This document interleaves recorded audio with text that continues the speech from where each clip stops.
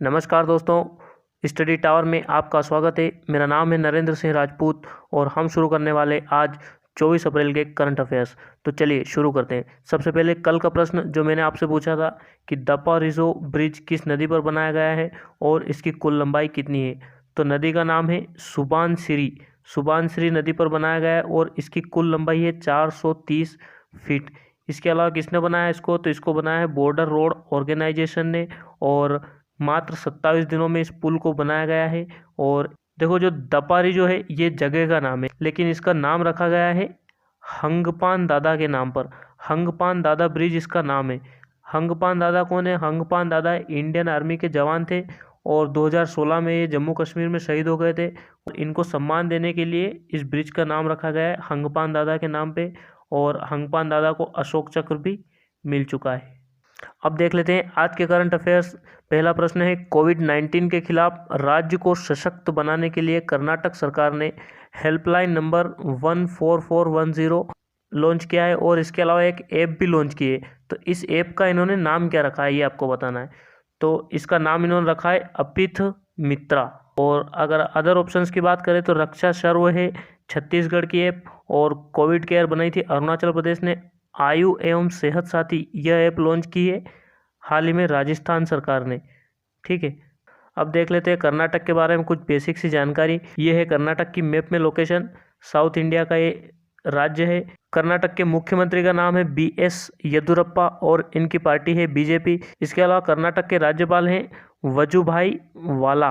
और कर्नाटक में 225 विधानसभा सीटें और 12 राज्यसभा के लिए सीटें हैं और 28 सीटें यहाँ पर लोकसभा के लिए। कर्नाटक में विधानसभा और विधान परिषद दोनों हैं और भारत के टोटल 6 राज्यों में विधान परिषद की व्यवस्था है। ये मैं बार बार आपको बताता हूँ, आपको याद रखना है। इसके अलावा कर्नाटक की भाषा की अगर बात करें तो यहाँ पर कन्नड़ भाषा बोली जाती है।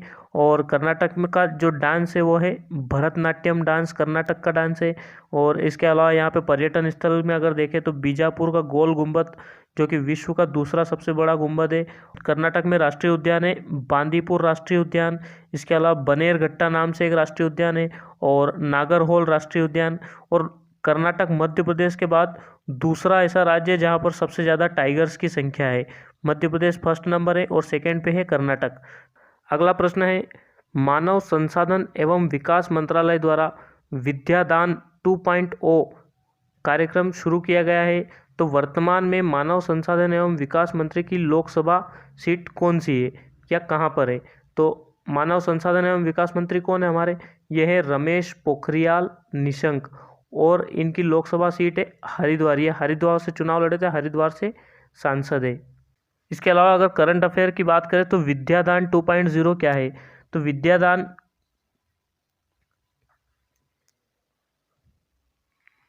तो यह है कि विद्यादान को देश भर के लाखों बच्चों के लिए कहीं भी और कभी भी शिक्षा प्राप्त हो सके, इस उद्देश्य से इसको शुरू किया गया है। अगला है, सीमा सड़क संगठन बॉर्डर रोड ऑर्गेनाइजेशन ने कासोवोल एनक्लेव, ये पंजाब में एक जगह है, को शेष भारत से जोड़ने के लिए नए पुल का निर्माण किया है। तो पुल बनाने के इस मिशन को नाम क्या दिया गया था? तो इसको नाम दिया गया था प्रोजेक्ट चेतक नाम दिया गया था। और ये पुल बना है रावी नदी के ऊपर और इसकी कुल लंबाई है 484 मीटर। और इसके अलावा रावी नदी पर एक और फेमस कॉरिडोर बनाया गया था, करतारपुर कॉरिडोर। ये भी पंजाब में ही बनाया गया था, करतारपुर कॉरिडोर। और ये जोड़ता है डेरा बाबा नानक जो कि भारत में है को दरबार साहिब पाकिस्तान से जोड़ता है ये।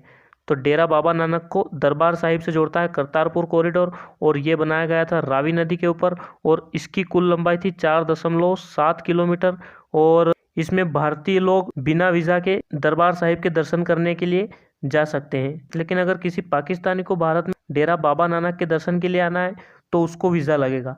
तो ऐसी इसमें सुविधा की गई थी कि भारतीय अगर जाना चाहे तो वो बिना वीज़ा के एंटर कर सकता है। अगला प्रश्न है, किस भारतीय दिग्गज कंपनी ने रिलायंस जियो की 9.99% हिस्सेदारी खरीद ली है?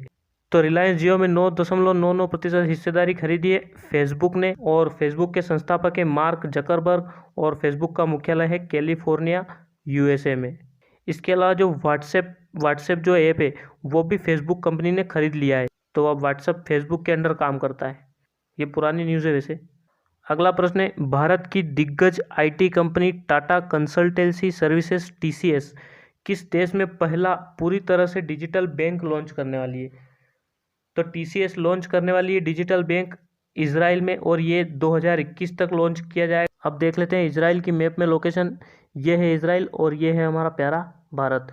भारत के बाद ये है पाकिस्तान, अफगानिस्तान, ईरान, इराक और बीच में एक और कंट्री है, उसके बाद आता है इजराइल और इसके ऊपर है जस्ट लेबनान।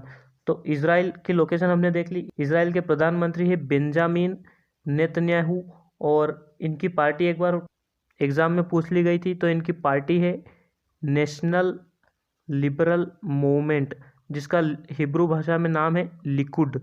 और इसके अलावा इजराइल में जो करेंसी चलती है वो है इजरायली न्यू शेकेल और इजराइल की राजधानी है जेरूसलम।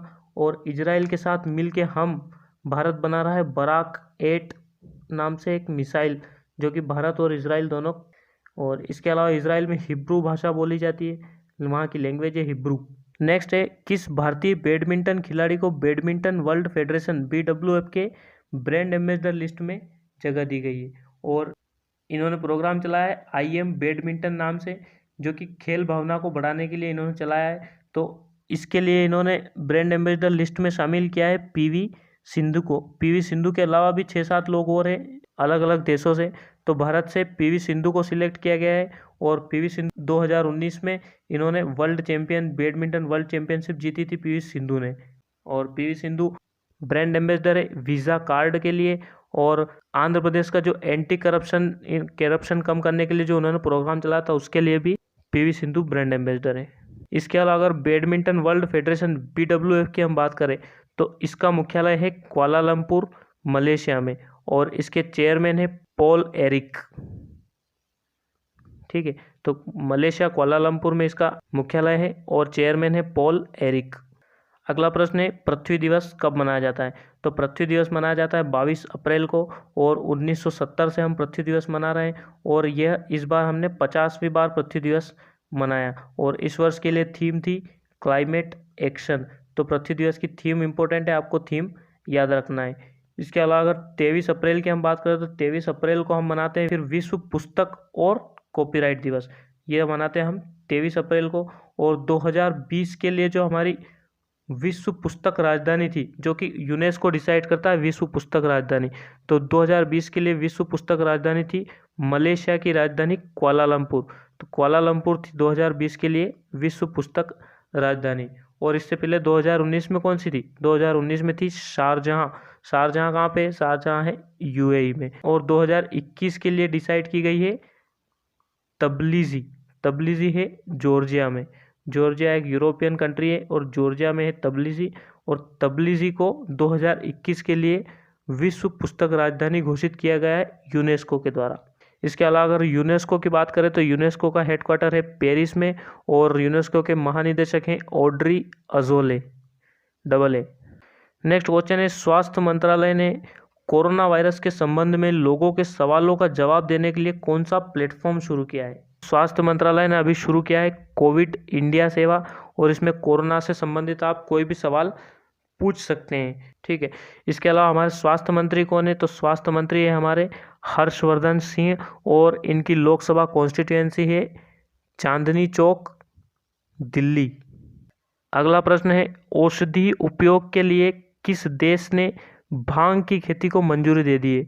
तो औषधि उपयोग के लिए भांग की खेती को मंजूरी दी है लेबनान ने। अब देख लेते हैं मैप में लेबनान की पोजीशन। ये है लेबनान और ये है हमारा प्यारा भारत और लेबनान के जस्ट नीचे है इजराइल और लेबनान की राजधानी है बेरूत। इसके अलावा लेबनान के प्रधानमंत्री का नाम है हसन दियाब। हसन दियाब इनके प्रधानमंत्री है। बेरूत यहाँ की राजधानी है और करेंसी है लेबनानी पाउंड। नेक्स्ट है, चाइनीज़ कंपनी हुआवेई ने हुआवेई इंडिया के लिए किसे CEO नियुक्त किया है? तो हुआवेई इंडिया के CEO बने हैं डेविड ली। और इसके अलावा अदर ऑप्शंस की अगर बात करें तो रेन जेंग फेई, ये है हुआवेई जो मेन कंपनी है उसके CEO। और डेनियल जांग किसके? डेनियल जांग है अलीबाबा के CEO और जैक मा है अलीबाबा के संस्थापक।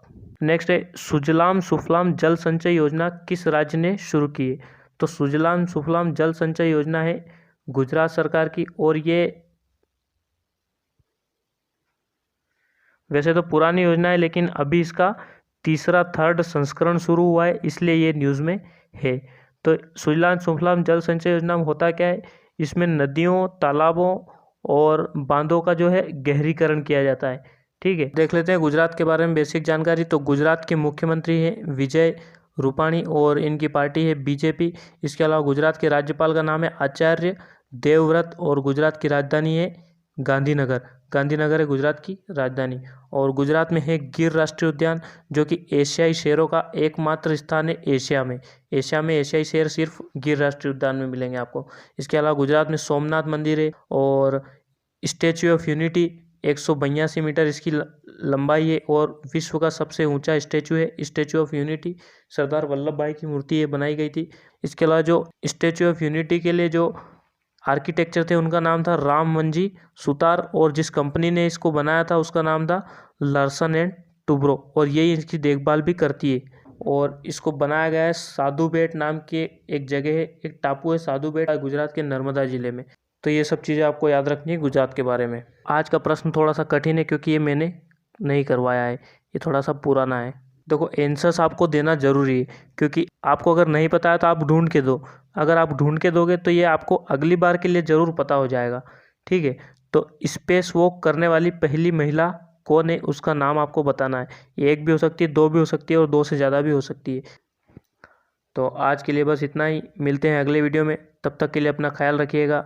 धन्यवाद।